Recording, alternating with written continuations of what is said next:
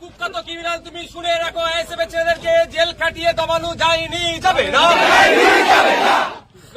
Notorious criminal তুমি শুনে রাখো, আইএসএফ এর ছেলেদেরকে জেল কাটিয়ে দমানো যায়নি, যাবে না।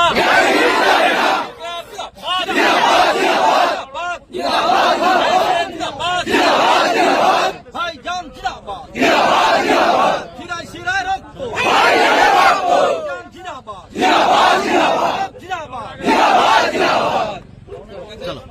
দেখুন, আমরা ওয়াকফ সংশোধনী আইন যে 2025 বাতিল হয়েছে এটার প্রতিবাদে কলকাতায় একটা মিছিল করেছিলাম।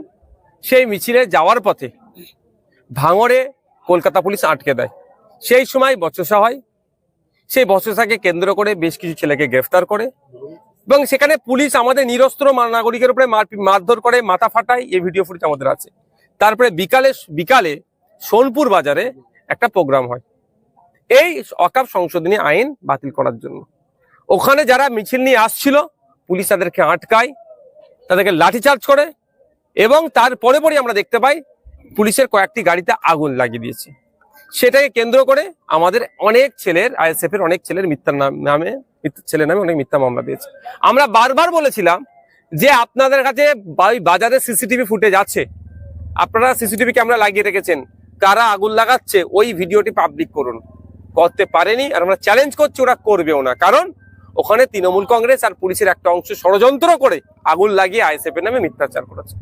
আমরা আইনি লড়াই লড়ে আমাদের ছেলেগুলোকে জামিন করেছি।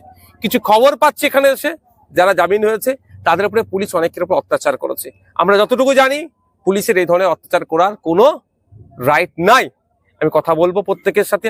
আজকে আগামীকাল ঈদ, পবিত্র মুসলিম সম্প্রদায়ের পবিত্র ঈদ আছে। কথা তাদের সাথে আগামী ঈদের পার হয়ে যায়, কথা বলবো এই বিষয়ে, আইনি লড়াই আমরা করব।